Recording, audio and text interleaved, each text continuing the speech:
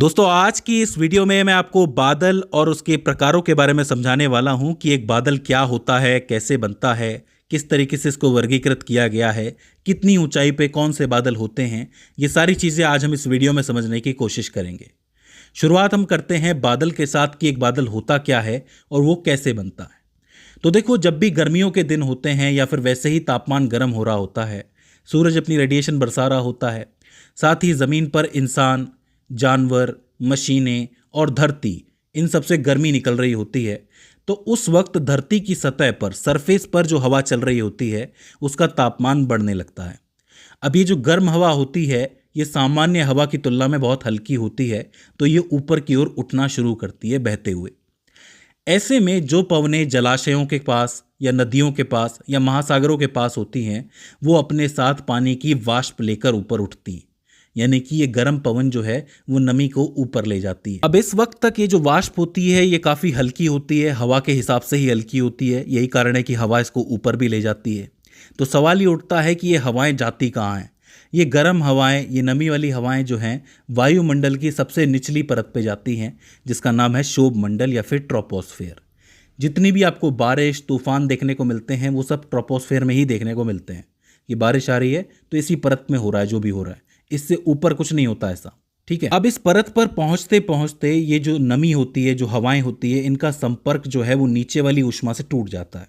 मतलब जो गर्मी, जो हीट नीचे से निकल रही है, धरती में से निकल रही है, इंसानों में से निकल रही है, गाड़ियों में से निकल रही है, यहाँ आते आते इनका संपर्क इससे टूट जाता है। इस परत में आने पर ये जो नमी और ये जो हवा होती है, गर्म हवा, ये धीरे धीरे फैलना शुरू होती है और यहाँ पर होता है एडियाबैटिक एक्सपेंशन या फिर रुद्धोष्म प्रक्रिया। अब ये क्या होती है, ध्यान से समझो। मान लीजिए कि आपके पास एक सिलेंडर है और उस सिलेंडर में आपने एक पिस्टन लगा रखा है, ये दबाने वाला पिस्टन है, और इसके अंदर आपने हवा को कैद कर रखा है। मान लो कि इस हवा का तापमान है 40 डिग्री, बहुत ज़्यादा गर्म है ये हवा। अब अगर मैं आपसे कहूं कि आप इसको ठंडा करो, बिना इससे हीट बाहर निकाले और बिना इसको हीट दिए, मतलब इससे गर्मी भी आपको नहीं निकालनी है, ना ही इसको गर्मी देनी है, और इसको ठंडा करना है, तो आप क्या कर सकते हो? सिंपल सी बात है, आप पिस्टन को थोड़ा ऊपर खींचोगे। ऊपर खींचने से क्या होगा, ये जो आयतन है, ये जो वॉल्यूम है, ये बढ़ जाएगा। आयतन या फिर वॉल्यूम के बढ़ने से इस हवा को जगह मिल जाएगी, ये फैलना शुरू करेगी। यानी कि इसके जो कण हैं, पार्टिकल हैं, वो एक दूसरे से दूर दूर जाएंगे और इसका जो तापमान है, टेम्परेचर है, वो गिर जाएगा। ठीक यही चीज़ इस परत में आने के बाद होती है हवा के साथ कि भाई गर्मी तो अब हन मिल नहीं रही है, तो ये धीरे धीरे फैलना शुरू कर देती है। मतलब इसका वॉल्यूम बढ़ जाता है, इसका आयतन बढ़ जाता है, और आयतन बढ़ने की वजह से ही इसका तापमान गिरने लगता है। इसी को कहते हैं रुद्धोष्म प्रक्रिया या फिर एडियाबैटिक एक्सपेंशन, यानी कि एक्सपेंड होना, खुलना। तो हवा को भी खुलने का मौका मिल गया, तापमान गिर गया। अब तापमान कम होते होते एक ऐसा बिंदु आता है जब नमी जो है बिल्कुल ठंडी हो जाती है और एक दूसरे से जुड़ने लगती है। यानी कि वहाँ पर कोई धूल का कण हो या छोटा मोटा कण हो, उसके आसपास ये नमी जमा होने लगती है और धीरे धीरे करके ये ओस की बूंद बना देती है। इस बिंदु को कहते हैं ओस बिंदु या फिर ओसांक। मतलब तापमान का ऐसा बिंदु जहाँ पर वाष्प जो है वो ओस की बूंद बना ले, उसको ओसांक या फिर ओस बिंदु कहा जाता है। जिस धूल के कण के आसपास ये नमी जमा होती है और बूंद बनाती है, उसे संक्षेपण केंद्र या फिर कंडेंशन न्यूक्लियाई कहा जाता है, या फिर इसका एक और नाम है जिसको हाइग्रोस्कोपिक न्यूक्लियाई कहते हैं। याद रखना, हाइग्रोस्कोपिक न्यूक्लियाई।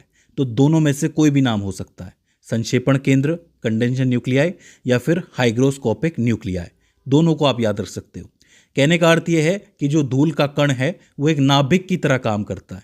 ये एक नाभिक है, इसके आसपास पूरा जो पानी है वो जमा हो गया और बूंद बन गई। तो पूरी प्रोसेस में क्या हुआ कि जो गर्म हवाएं हैं वो वाष्प लेके क्षोभ मंडल में आई। क्षोभ मंडल में वो अचानक से फैल गई, मतलब उनका जो आयतन है वो बढ़ गया, वॉल्यूम बढ़ गया। वॉल्यूम बढ़ने की वजह से उनका धीरे धीरे तापमान गिरने लगा, टेम्परेचर गिरने लगा। तापमान गिरते गिरते एक ऐसा बिंदु आया कि उसने ओस की बूंद बना ली, तो उसको हम लोग कहेंगे ओसांक या फिर ओस बिंदु।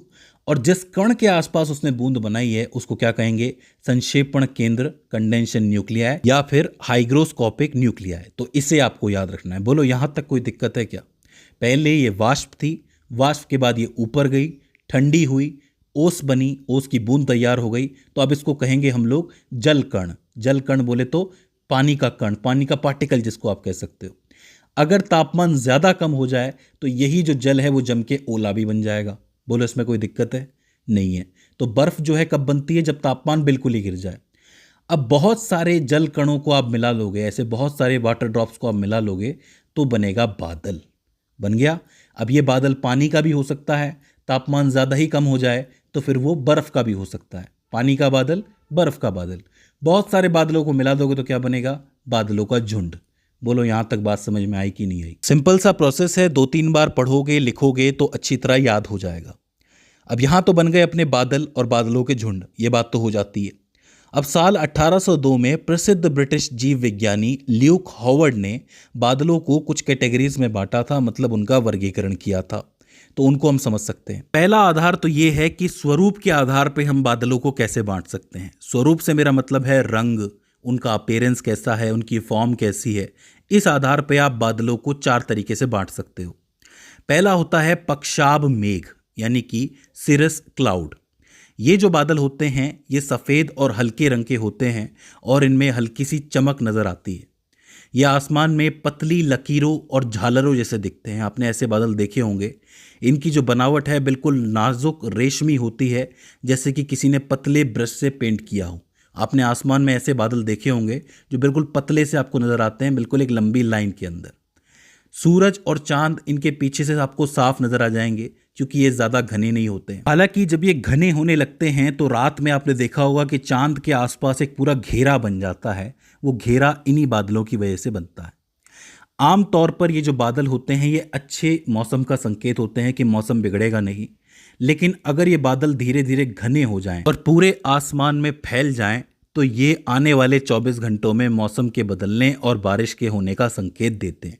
क्योंकि अगर बहुत सारे बादल एक साथ बन रहे हैं, मतलब बहुत सारी नमी एक साथ जमा हो रही है, बहुत सारा मॉइस्चर जमा हो रहा है, तो ऐसे में बारिश होने का पूरा पूरा खतरा है। लेकिन एक चीज़ आपको याद रखनी है कि इन बादलों से सीधे पानी की बूंदें नहीं निकलती हैं, क्योंकि ये बहुत ऊपर होते हैं, कई किलोमीटर ऊपर होते हैं, तो इनसे बर्फ़ निकलती है।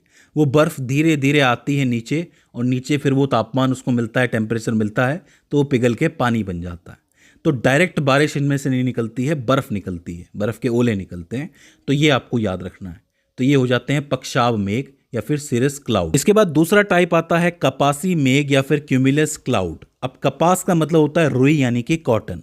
तो इसका मतलब ये जो मेघ हैं या ये जो बादल हैं ये रुई के ढेर की तरह नज़र आएंगे या फिर फूल गोभी की तरह नज़र आएंगे। फूल गोभी के गुच्छे आपने देखे होंगे, तो ये उस तरीके से आसमान में आपको तैरते हुए नज़र आएंगे। अगर ये बादल आपको आसमान में नज़र आ रहे हैं तो इसका सीधा सा मतलब है कि मौसम जो है बिल्कुल साफ़ है और सूर्य की रोशनी जब इन पे पड़ती है तो ये चमकते हुए नज़र आएंगे। तो ये तो बिल्कुल साफ़ मौसम की निशानी होती है।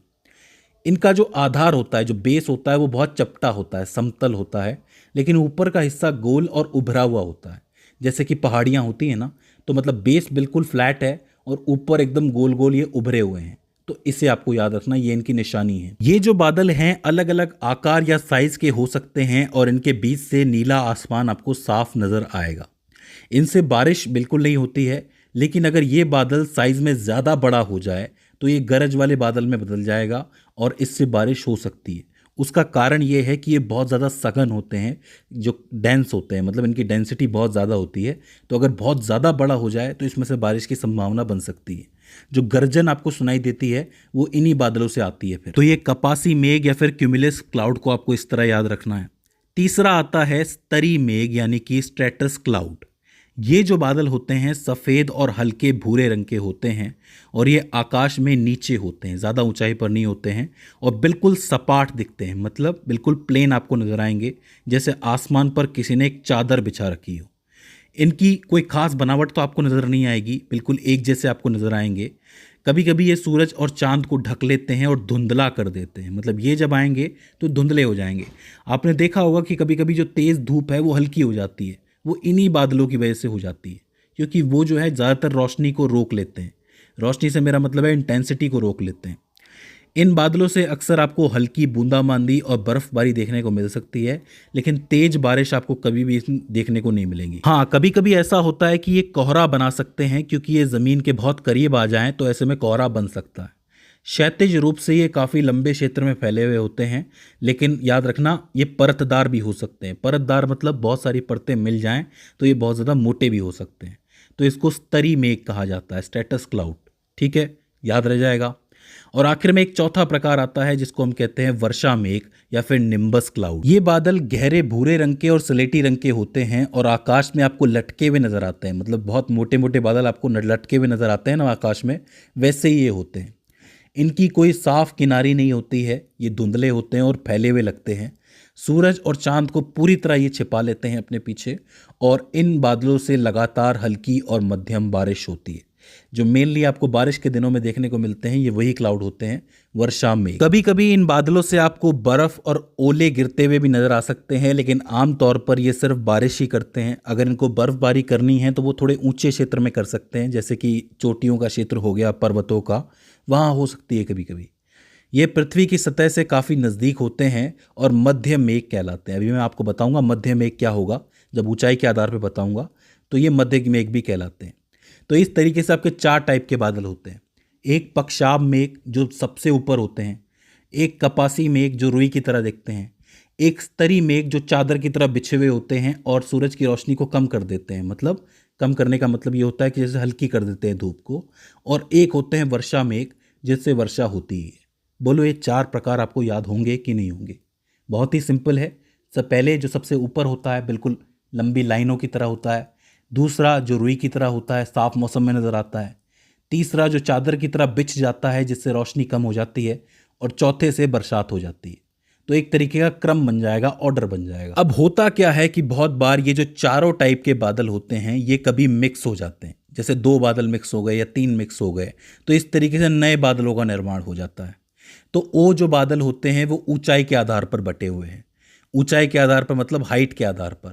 अब 3 टाइप से आप बांट सकते हो हाइट के आधार पर। पहले होते हैं निम्न मेघ जो कि आपको 2.5 किलोमीटर तक की ऊंचाई पर देखने को मिलते हैं। होता क्या है कि इस क्षेत्र में अलग अलग टेम्परेचर की हवाएं होती है। जैसे कोई ठंडी हवा हो गई, थोड़ी गर्म हो गई, तो ये हवाएं आपस में मिल जाती हैं और बादल बना लेती हैं। इसके अंदर आपको धूल के कण बहुत ज़्यादा मिलेंगे, क्योंकि आपको पता है कि ज़मीन नज़दीक है तो धूल के कण ऊपर उड़ते रहते हैं। और इसी वजह से यहाँ पर बनने वाले जो बादल होते हैं वो मेनली काले होंगे या फिर भूरे होंगे। अगर ये घने हो जाएं तो इनसे अंधकार छा जाता है और इनके अंदर नमी भी बहुत ज़्यादा होती है, क्योंकि जाहिर सी बात है कि हवा अभी अभी नमी लेके आई है, तो वो नमी सबसे ज़्यादा कहाँ होगी? ये निम्न स्तर के अंदर ही होगी। तो इस एरिया के अंदर बहुत ज़्यादा नमी होती है। तो ऐसे बादल जो होते हैं वो बहुत ज़्यादा बारिश बरसा सकते हैं। अब इस एरिया में आपको कौन से मेघ देखने को मिलेंगे? एक तो मिलेगा स्तरी मेघ देखने को मिलेगा, जो चादर की तरह फैला हुआ होता है, स्टेटस क्लाउड जिसको कहते हैं, वो इस एरिया में देखने को मिलेगा। दूसरा आपको वर्षा स्तरी मेघ देखने को मिलेगा, यानी कि निम्बस और स्टेटस को मिला दिया, मतलब वर्षा मेघ और स्तरी मेघ को मिला के ये बना है, इसलिए इसको निम्बो स्टेटस भी कहते हैं। ये आपको यहाँ पे मिलेगा। एक आपको स्तरी कपासी मेघ मिलेगा, मतलब स्तरी मेघ और कपासी मेघ को मिला के बना दिया, तो इसको स्ट्रेटोक्यूमुलस मेघ भी कहा जाता है, स्ट्रेटोक्यूमुलस क्लाउड जिसको कह सकते हैं। एक होता है कपासी मेघ जो कि आपका रुई की तरह नज़र आता है, वो भी आपको यहाँ देखने को मिलेगा। और एक होता है कपासी वर्षा मेघ, मतलब कपासी मेघ ही अगर घना हो जाए तो वो बारिश भी कर सकता है। तो ये सारे मेघ जो एक दूसरे को मिला के बने हैं, ये सारे क्लाउड जो एक दूसरे को मिला के बने हैं, वो आपको इस क्षेत्र के अंदर देखने को मिलेंगे। तो ये लिस्ट आपको याद रखनी है कि 2.5 किलोमीटर के एरिया में कौन कौन से मेघ या फिर क्लाउड देखने को मिलते हैं, तो ये सारे देखने को मिलते हैं। ये लिस्ट आप बिल्कुल याद करना, क्योंकि इससे सवाल बन सकता है। दूसरा आता है मध्य मेघ, यानी कि थोड़ा और ऊपर चलो, 2.5 किलोमीटर से 6 किलोमीटर के एरिया के अंदर ये पाए जाते हैं। ये जो होते हैं ये भूरे रंग के होते हैं मेनली। इनमें भी वर्षा बहुत ज़्यादा होती है क्योंकि इनके अंदर नमी बहुत ज़्यादा होती है। तापमान इनका कम हो जाता है क्योंकि ज़्यादा ऊंचाई हो जाती है, मतलब टेम्परेचर कम है। लहरदार धाराओं के रूप में आपको देखने को मिल जाएंगे ये, और जो इंद्रधनुष की छटा होती है वो इन्हीं के अंदर दिखाई देती है।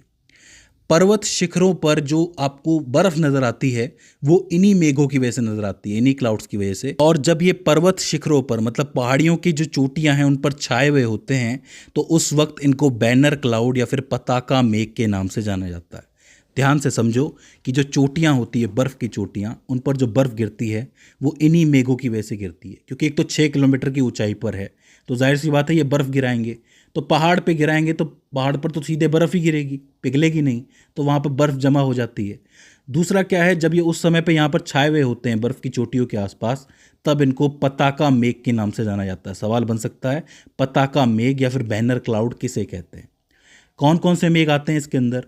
मध्य स्तरीय मेघ जिसको ऑल्टो स्टेटस कह सकते हैं, और एक आता है उच्च कपासी मेघ जिसको ऑल्टो क्यूमुलस क्लाउड कह सकते हैं।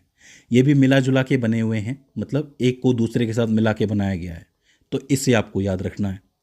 जो तीसरा जो टाइप है उसको हम कहते हैं उच्च मेघ या फिर हाई क्लाउड, जो कि 6 से 20 किलोमीटर के एरिया के अंदर होते हैं। ये और भी ऊपर होते हैं, यहाँ तक धूल के कण पहुँच नहीं पाते, इसीलिए ये बिल्कुल श्वेत रंग के होते हैं, सफ़ेद रंग के होते हैं। यहाँ का तापमान भी बहुत कम होता है, नमी भी बहुत कम होती है, इसलिए बिल्कुल हल्के क्लाउड होते हैं, ज़्यादा भारी नहीं होते, हल्के बिल्कुल सफ़ेद रंग के, मोतियों की माला की तरह आपको नजर आएंगे। इनमें कौन कौन से मेघ होते हैं? एक होता है पक्षाभ स्तरीय मेघ जिसको सिरो स्टेटस क्लाउड भी कहा जाता है। दूसरा होता है पक्षाभ कपासी मेघ जिसको सिरो क्यूमुलस क्लाउड भी कहा जाता है। और तीसरा पक्षाभ मेघ जो सबसे ऊपर होता है जिसको सिरिस क्लाउड कहा जाता है। तो 3 टाइप की हाइट से आप देख सकते हो, एक 0 से 2.5 किलोमीटर के बीच में, एक 2.5 से 6 किलोमीटर के बीच में, और एक 6 से 20 किलोमीटर के बीच में। तीनों की अपनी अपनी विशेषताएं हैं। जो ज़मीन के ज़्यादा करीब होगा वो ज़्यादा मैला नज़र आएगा, भूरा नज़र आएगा, काला नज़र आएगा। जो थोड़ा ऊपर होगा वो कम काला नज़र आएगा, और जो सबसे ऊपर होगा वो सफ़ेद नज़र आएगा। तो इस तरीके से आप ऊंचाई के आधार पर जो बादल हैं उनको बांट सकते हो। तो दोस्तों, मुझे उम्मीद है कि यह वीडियो आपके लिए हेल्पफुल साबित रही होगी और आपको समझ में आया होगा कि बादल क्या होता है, कैसे बनता है, और उसको कैसे आप क्लासिफाई कर सकते हो, वर्गीकरण कर सकते हो। मुझे उम्मीद है कि इस वीडियो से आपने कुछ ना कुछ नया ज़रूर सीखा होगा। अगर इसके बाद भी इस वीडियो के अंदर आपको कोई क्वेरी आती है, कोई दिक्कत आती है, तो आप हमें कमेंट सेक्शन में बता सकते हैं। तो दोस्तों, आज की इस वीडियो के अंदर बस इतना ही। See you in the next one.